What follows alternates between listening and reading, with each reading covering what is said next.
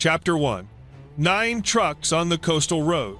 At 0342 hours local time, a Russian logistics column of 9 vehicles left the marshalling yard outside Convoy and turned southwest onto the coastal highway.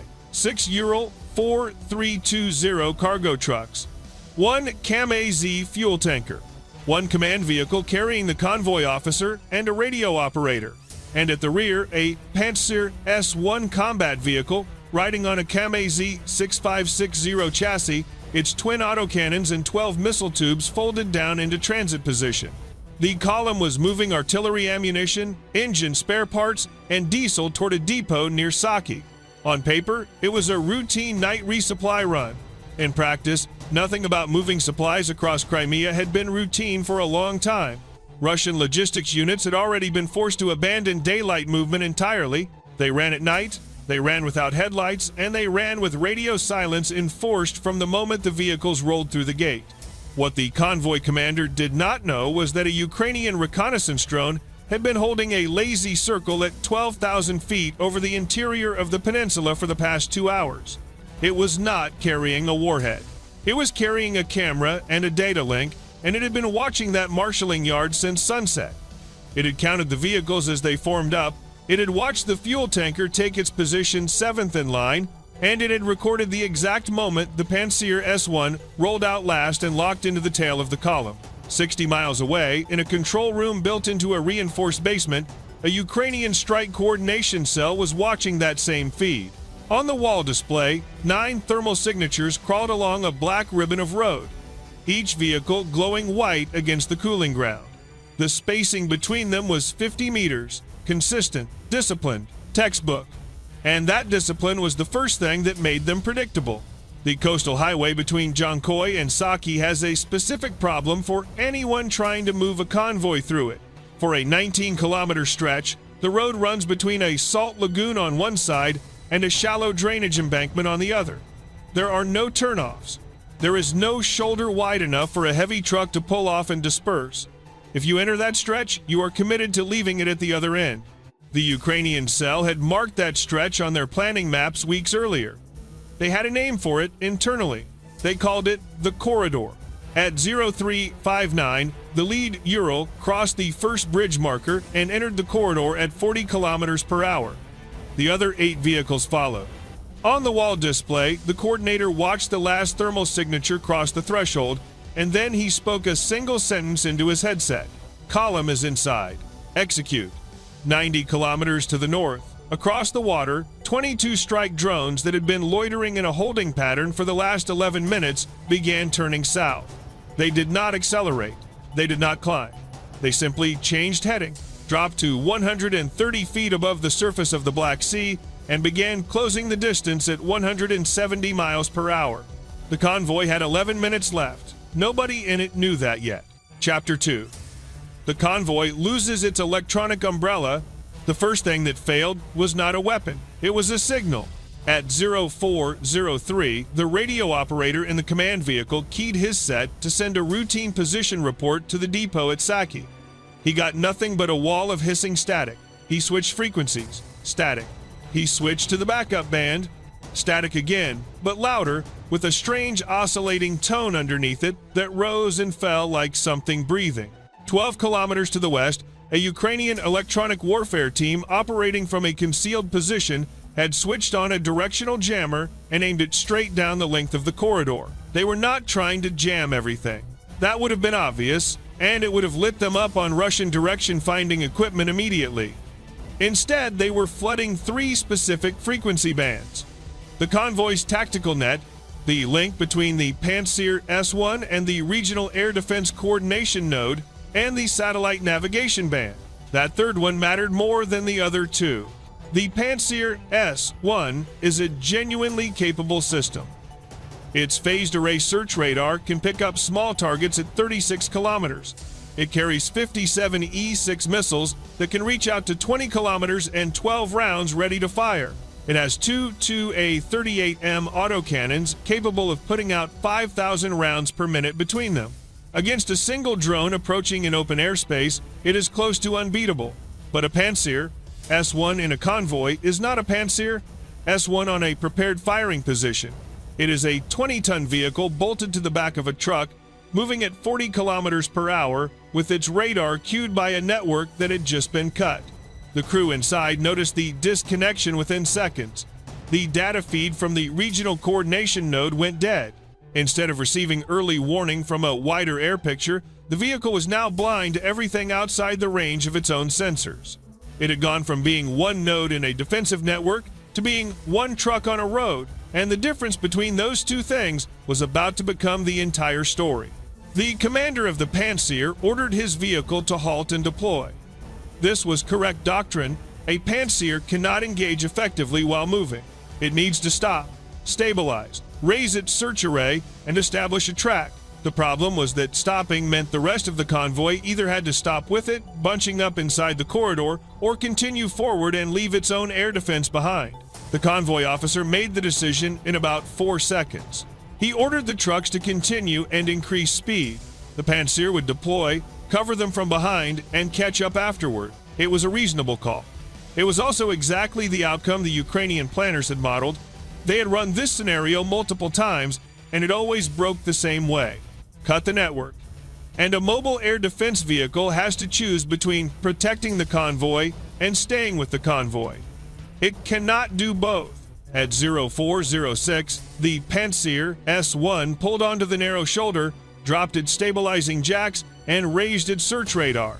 The other 8 vehicles accelerated away from it into the dark. The distance between the convoy and its only air defense system began to grow. 50 meters, 200, 600. Chapter 3. Pantsir S1 fires into an empty sky. The search radar came up at 0407 and immediately found something. 4 targets bearing north-northwest, range 19 kilometers, altitude 1,400 feet, closing at just over 150 miles per hour. The tracks were clean, stable, and easy to lock. The fire control operator did not hesitate. He designated the 2 closest and launched. 2 57E6 missiles ripped off the launcher rails and climbed into the dark on twin white cones of light. The first intercept came 14 seconds later, a flash above the salt lagoon, and 1 track vanished from the screen. The second missile killed its target 8 seconds after that. 2 hits, 2 kills. Inside the vehicle, the crew had every reason to believe the system was doing exactly what it was built to do. But those 4 aircraft were never going to reach the convoy.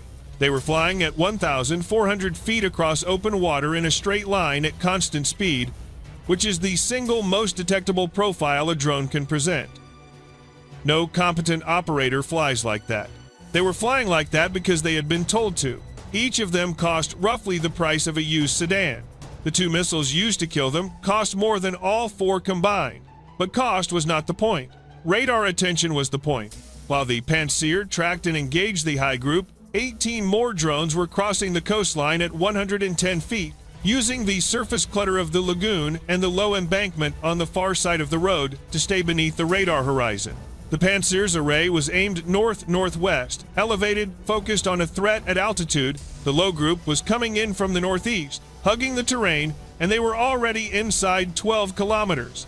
The Pantsir's radar did catch fragments of them. 2 intermittent returns appeared at the low edge of the scan volume, held for 1 sweep, and dissolved into ground clutter. The operator saw them. He tried to build a track and could not.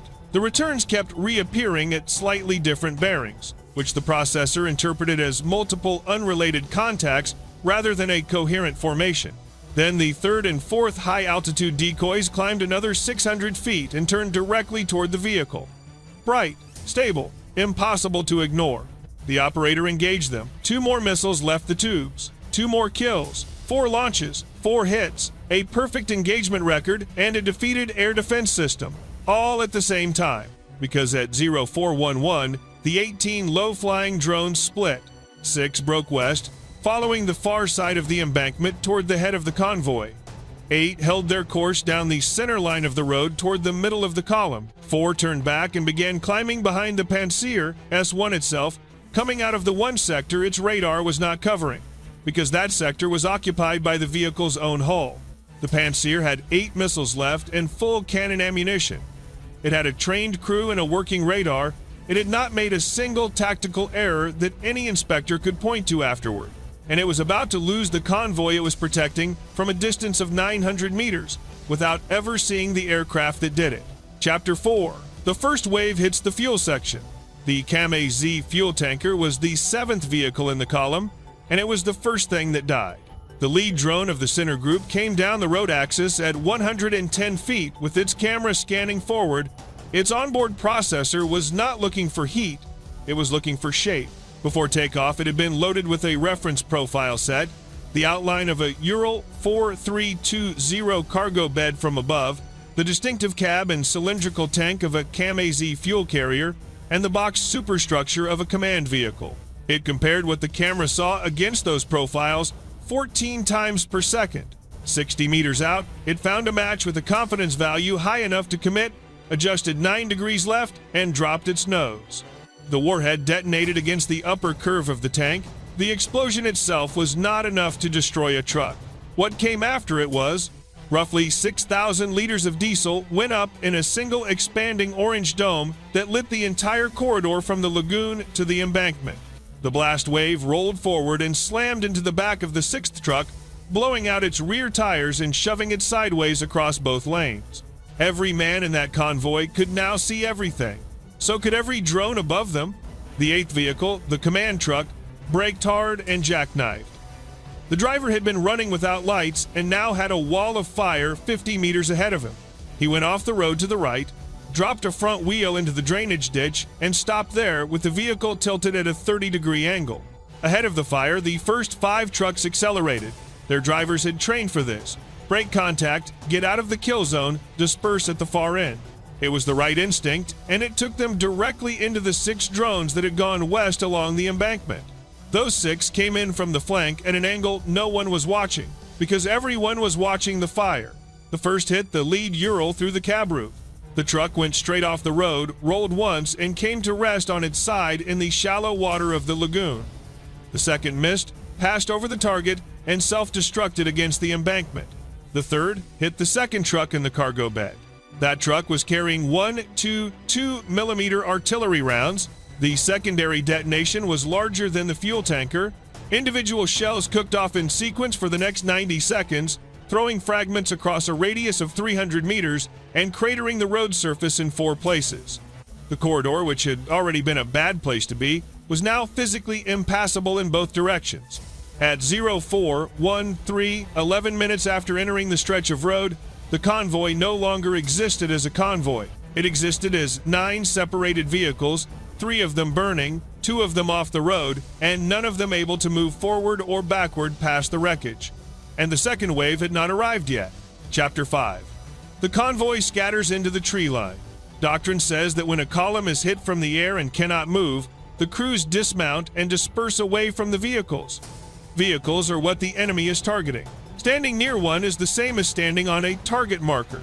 The surviving drivers and loaders did exactly that. They came out of the cabs, ran across the road, and went over the embankment into the scrub and low trees on the eastern side. 23 men in the first 90 seconds. Some of them carried rifles. Most of them carried nothing at all because they were logistics personnel who had left the yard 4 hours earlier, expecting to be unloading crates at Saki by dawn. From above, the Ukrainian reconnaissance drone at 12,000 feet watched all of it in thermal white. 23 heat signatures separating from the burning vehicles and moving east at a run. The coordinator in the basement watched them go and gave no order. This is a detail worth pausing on, because it explains something about how this attack was designed. The remaining strike drones had target profiles loaded for vehicles, trucks, fuel carriers, radar arrays. They were not tasked against dismounted personnel, and no order was given to retask them. The men who ran into the tree line were not pursued. That was not sentiment, it was arithmetic. Every drone still in the air had a specific job, and there were only so many of them left. There is a second reason, and it is colder than the first. Dismounted men without vehicles are not a logistics unit anymore. They are 23 people who have to be found, collected, transported, debriefed, and reassigned. And every one of those steps eats hours out of somebody else's schedule. A destroyed truck is a line item on a form. 23 drivers standing in a field at 4 in the morning are a problem that spreads outward through a chain of command for the rest of the week. Meanwhile, 900 meters back down the road, the Pantsir S1 had finally understood what was happening. The crew could see the fires, they could hear the ammunition cooking off, their radar was still up, still scanning, and it had just picked up 4 contacts at close range and low altitude, closing from behind and slightly above. The 4 drones that had circled around into the vehicle's rear blind sector had climbed to 900 feet and were now inside 1,400 meters. At that range, the 57 E6 missile is nearly useless. It has a minimum engagement distance because it needs time and distance to arm and steer. The correct weapon was the autocannons. The gunners slewed the turret and opened fire. Both 2 A-38M barrels came alive at once, sending a solid line of tracer into the sky at a combined rate approaching 5,000 rounds per minute. The first drone came apart instantly, shredded into fragments that scattered across the lagoon. The second was hit in the wing, tumbled, and struck the road 200 meters short. The third and fourth split, one going left and one going right, and the turret could only follow one at a time. The gunner tracked the left one and killed it at 600 meters. The right one crossed behind the vehicle in the 4 seconds that took, dropped to 200 feet, and turned in toward the flat rear deck of the Pantsir, where the missile tubes and the electronics bay sit. There was no time for the turret to come back around. There was no time for anything. Chapter 6. The second wave arrives 11 minutes later. The impact was on the rear right quarter of the vehicle, directly above the electronics compartment. The Pantsir S1 did not explode. Its remaining missiles stayed in their tubes and its ammunition did not detonate. From the outside, in the first few seconds, it looked survivable. The hull was intact. The crew compartment was intact. 2 of the 3 men inside walked away from it. But the radar array stopped turning. The fire control screens went dark. The vehicle that had killed 6 drones in 11 minutes and had made no tactical mistake at all was now a 20-ton object sitting on stabilizing jacks in the middle of a road with no sensors, no fire control, and no way to engage anything. It still had 8 missiles. It still had cannon rounds. It could not use any of them. At 0419, 16 minutes after the first jamming transmission, the second wave crossed the coastline. There were 9 drones in it. They had launched 40 minutes after the first group specifically so they would arrive at this moment, and their targeting priorities were completely different from the first wave. The first wave had been sent to break the convoy. The second wave had been sent to finish what the first wave had exposed. This is the part of the operation that most accounts leave out, and it is the part that actually mattered. When the first wave hit, everything that had been hidden became visible. Vehicles that had been dark under thermal camouflage were now burning. The Pantsir, which had been just another truck-sized signature in a column, had revealed itself by firing 4 missiles and several hundred cannon rounds. The command vehicle had revealed itself by trying to transmit through the jamming on a high-power backup set, which gave the Ukrainian direction-finding team a bearing accurate to within 80 meters. The second wave was not searching for targets, it was being handed them. The lead aircraft went for the command vehicle in the ditch. It came in from the north at 90 feet, matched the box superstructure against its reference profile, and hit the vehicle behind the cab.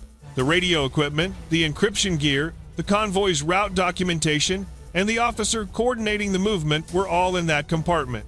The second and third went for the 2 Ural trucks that had survived at the head of the column intact. Both were destroyed. One of them had been carrying replacement engine components for a coastal patrol unit, parts that had taken 6 weeks to move from a depot near Rostov. The fourth went for the Pantsir S1 again. It hit the launcher assembly on the left side. This time the missiles in the tubes did detonate.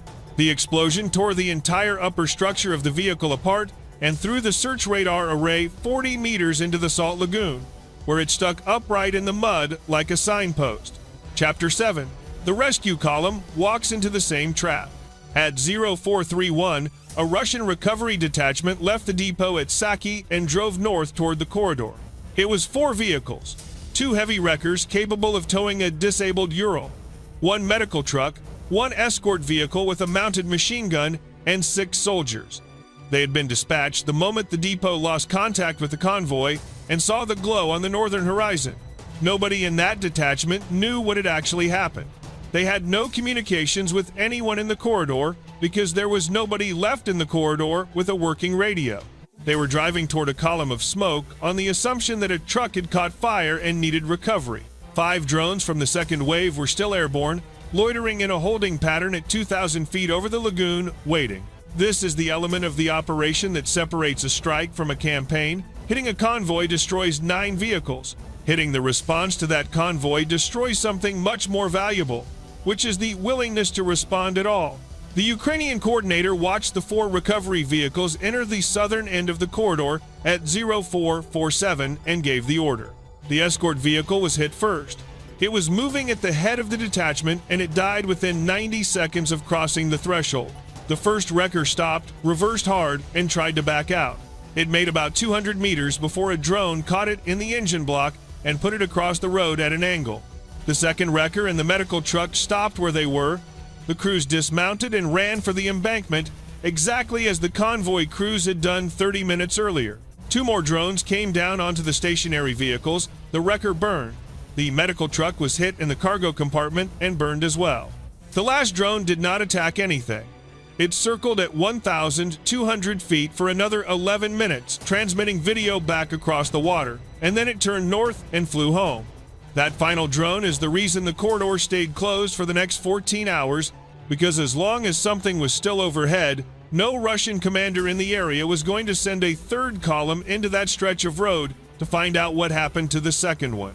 By dawn, the coastal highway between Convoy and Saki was blocked in 4 places by burned-out vehicles and cratered pavement. The alternative route added 91 kilometers and passed through 2 towns, which meant it could not be used at night at speed. Every supply run to the western Crimean coast for the next 2 days took 3 hours longer than it should have. Chapter 8. The ammunition truck detonates. There is one more event that has to be described because it happened almost 4 hours after the last drone left, and it did more damage than most of the strike itself. The 3rd Ural in the original column had been hit indirectly. It was not struck by a drone.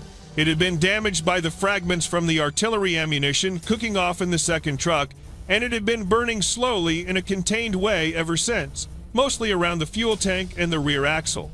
That truck was carrying 152mm propellant charges, not shells, charges.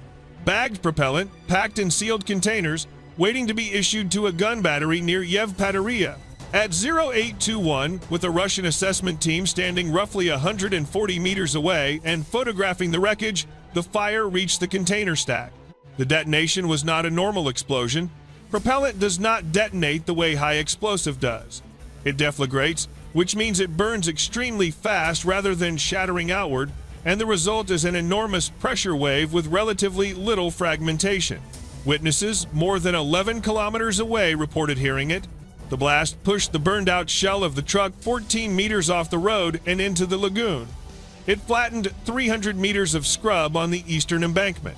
It broke windows in a village more than 2 kilometers away, and it injured 4 members of the assessment team who had been well outside what they judged to be a safe distance from a vehicle that had already stopped exploding hours earlier. The crater it left in the highway was 6 meters across and nearly 2 meters deep, which is what turned a 14-hour closure into a road that could not carry heavy traffic for 6 days. Nobody in Ukraine planned that. No drone was tasked against that truck. It was hit by fragments from a different vehicle that had been hit by a drone that had missed its intended target and struck a cargo bed instead. But that is the nature of striking a supply column rather than a combat unit. A tank that is destroyed is one tank. A truck that is destroyed is one truck, plus whatever was inside it, plus whatever that cargo was going to do at the other end of the journey.